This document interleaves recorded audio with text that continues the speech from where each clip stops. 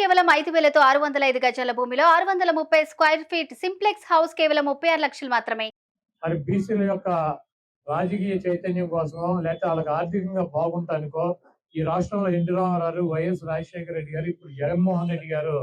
మరి వాళ్ళ అభ్యున్నతి కోసం బీసీలు కాకపోయినప్పటికీ వాళ్ళ యొక్క ఉన్నటువంటి బాధల్ని కష్టాలని దగ్గర నుంచి చూసినటువంటి వ్యక్తులుగా మరి వాళ్ళకి మద్దతుగా వాళ్ళు కావాల్సినటువంటి అన్ని 100% తీర్చలేకపోయినా దాదాపు చేయగలిగినటువంటి వరకు శక్తి వంచన లేకుండా చేయడానికి వచ్చేస్తున్నారు. అటువంటి వ్యక్తులకి మద్దతు ఇవ్వాలని చెప్పి బీసీ సోదరులందరూ కూడా ఆలోచించుకోవాలని చెప్పి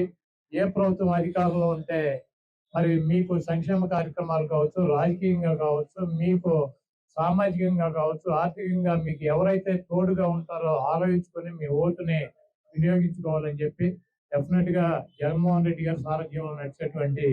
ఈ ప్రభుత్వం బీసీలకి రేపు జరగబోయేటువంటి అసెంబ్లీ ఎన్నికల్లో కానీ పార్లమెంట్ ఎన్నికల్లో కానీ పెద్దపీట వేస్తుందని చెప్పి నేను ఆయన దగ్గర నుంచి చూసినటువంటి వ్యక్తిగా మరి ఈ రాష్ట్రంలో ఏ ఇతర రాజకీయ పార్టీలు కూడా చేయలేనటువంటి విధంగా బీసీలకి ఎమ్మెల్యే సీట్లు, ఎంపీ సీట్లు వస్తున్నాయని చెప్పి జగన్మోహన్ రెడ్డి గారిని దగ్గర నుంచి చూసినటువంటి వ్యక్తిగా మీ అందరికీ మాట ఇస్తూ మరి ఇంత మొదటి సంవత్సరం వార్షికోత్సవాన్ని ఇంత ఘనంగా నిర్వహించినందుకు రాష్ట్ర స్థాయిలో, జిల్లా స్థాయిలో బీసీ నాయకులందరూ కూడా ఇక్కడికి వచ్చి మా బీసీ నాయకుల్ని అభినందించి వాళ్ళని ప్రోత్సహించినందుకు పేరు పేరున మా